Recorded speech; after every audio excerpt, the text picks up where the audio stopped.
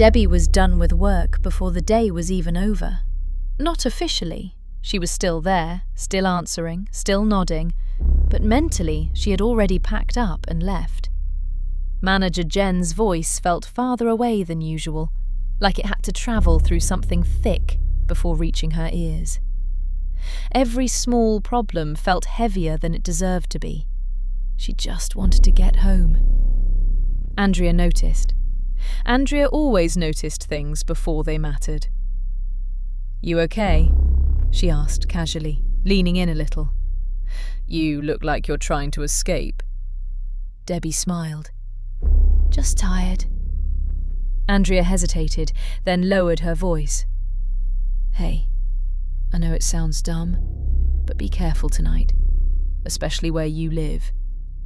Debbie laughed softly. "What? Why?"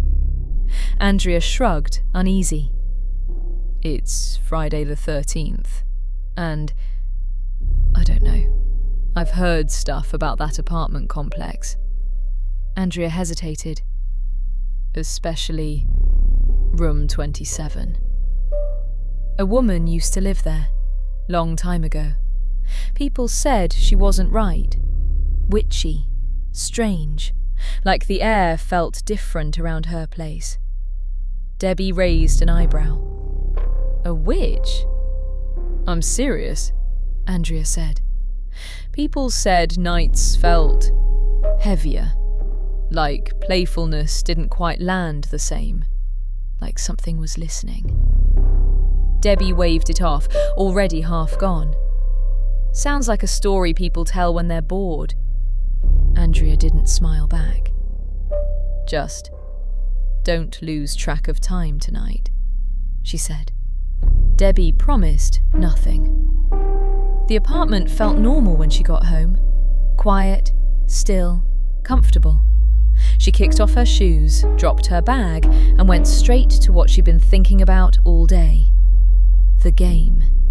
Nothing intense, nothing violent, just puzzles, shapes fitting together, order emerging from chaos. She loved that feeling. The calm focus, the satisfaction when something finally clicked. Sometimes she played another one too, one with vampires and witches, but even that felt playful, stylish, like costumes and stories you never took too seriously. Tonight, though, the air felt thick. Not bad, just different, like the room was holding its breath. She told herself it was nothing. Andrea's voice echoed faintly in her head, but she pushed it aside.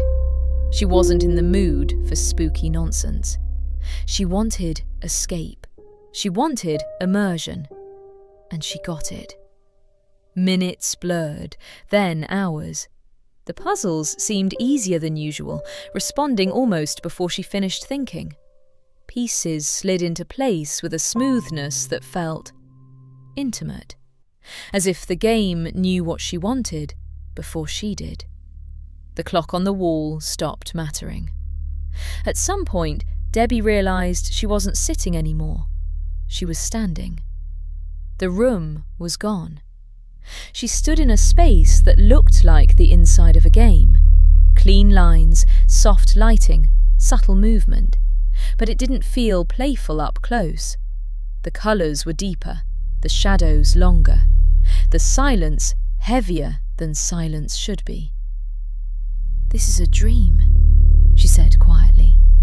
Her voice echoed wrong. She tried to think logically. Stress, long day, overactive imagination. She looked down at her hands. Real. She felt the ground beneath her feet, solid, cold. Then she remembered Andrea's warning. The witch. A voice drifted through the space, calm and amused. "People always say that," it said. "That it's a dream." Debbie turned slowly. A woman stood there, watching her. Not exaggerated, not monstrous, just old in a way that didn't belong to time. Her eyes reflected something deeper than the room around them. "You like puzzles," the woman said.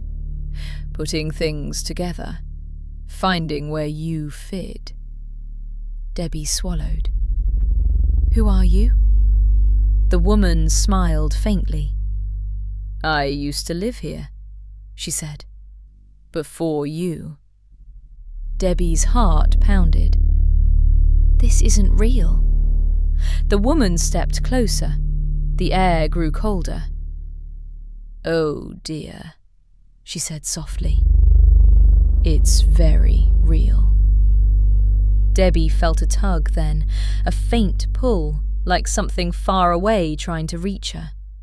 For a moment, she saw her apartment again. The couch, the dark screen, her body sitting there, still and quiet. The witch followed her gaze.